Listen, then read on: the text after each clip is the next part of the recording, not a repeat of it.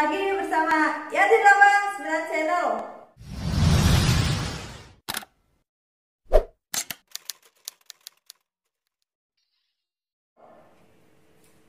Dan yang pasti ketemu lagi bersama Penolong Pintar TKI Cerdas. Aduh, Yati seneng banget ya.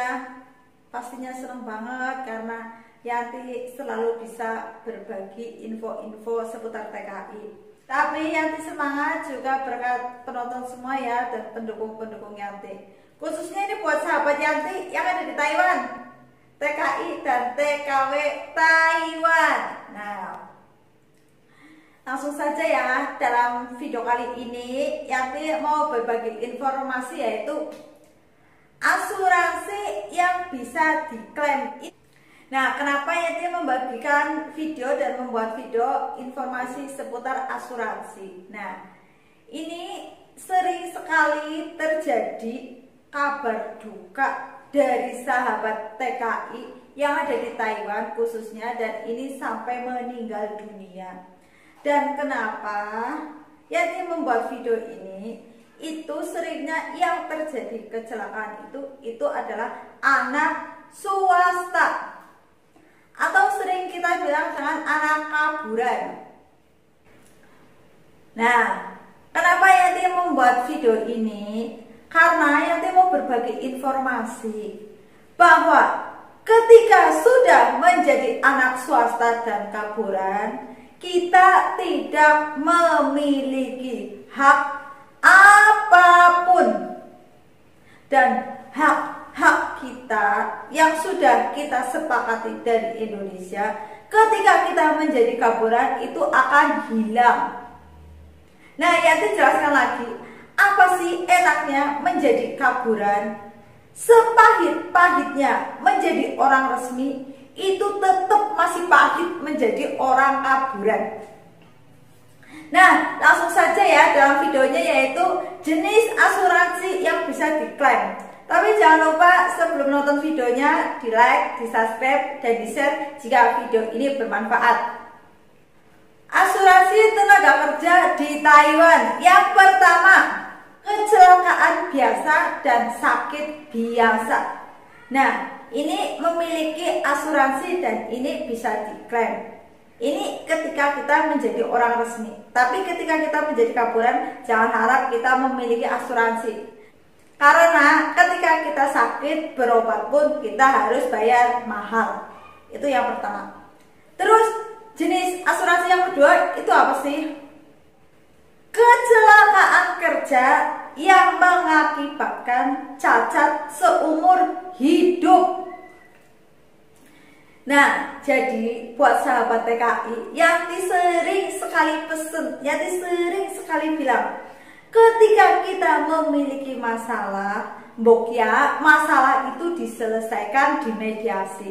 Yang pertama, kita harus mediasi dengan majikan. Ketika kita tidak memiliki titik temu, kita harus minta bantuan terhadap agensi sebagai penengah, seperti apa jalan baiknya. Dan yang ketiga, jika tidak terselesaikan juga, kita bisa melaporkan ke Disnaker Taiwan.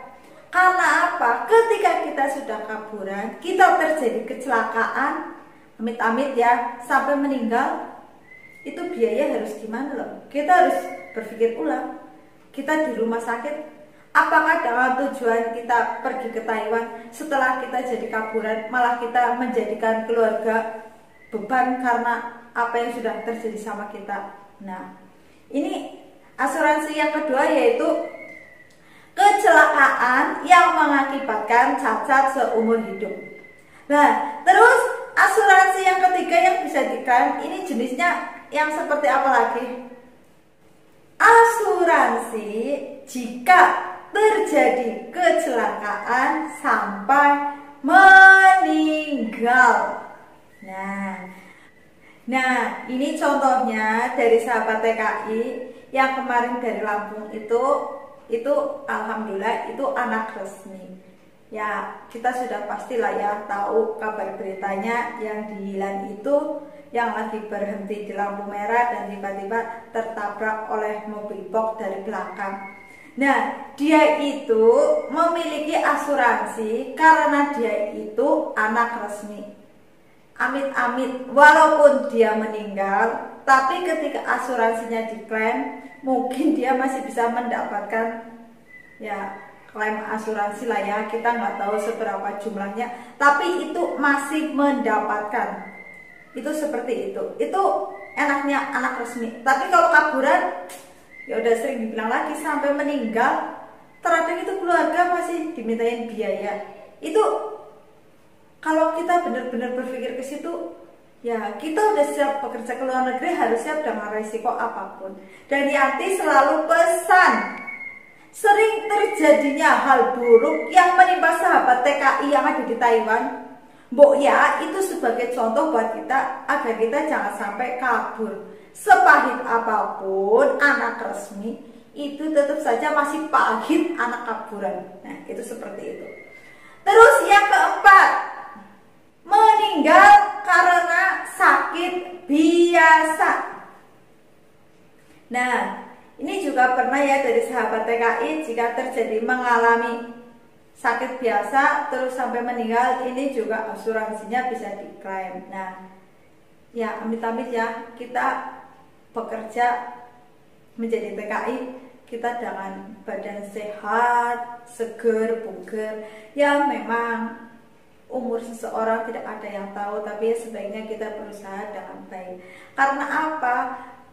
Yanti yakin, amit-amit contohnya ya, dari keluarga kita ada yang menjadi TKI terus meninggal ya, terus asuransinya diklaim, diurus-urus, itu mungkin mendapatkan uang sekian ratus juta, tapi yakin tetap saja sedih karena kita mendapatkan uang 100 juta, kenyataannya kita kehilangan dari keluarga. Tapi tetap saja kita sedih karena apa? Kita mendapatkan uang klaim asuransi, tapi kita kehilangan salah satu dari keluarga kita. Itu pasti nyesek banget, walaupun itu sudah takdir. Nah, ini pesan-pesan Yanti buat sahabat TKI ya. Jadi ketika kita di Taiwan, ya kita ikuti aturan-aturan yang ada. Nah, ketika kita memiliki masalah, kita harus diselesaikan. Jadi seperti apapun, amit-amit ketika kita mengalami masalah, kita terjadi kecelakaan, nah kita di sini memiliki asuransi. Walaupun asuransi ini tidak bisa kita bawa pulang, setidaknya kita bisa untuk biaya berobat kita. Nah, itu seperti itu. Pesan Yanti, jangan pernah menjadi kaburan. Ketika kita memiliki masalah, selesaikan mediasi dengan majikan dan dengan agensi. Ketika agensi tidak bisa menyelesaikan, teleponlah ke Disnaker Taiwan. Yakin masalah ini akan terselesaikan. Jangan pernah menjadi kaburan, karena kaburan itu sangat beresiko. Nah, semoga video ini bermanfaat. Salam cerdas, salam sukses, dan salam rengges. Semoga pulang membawa kesuksesan. Bye-bye.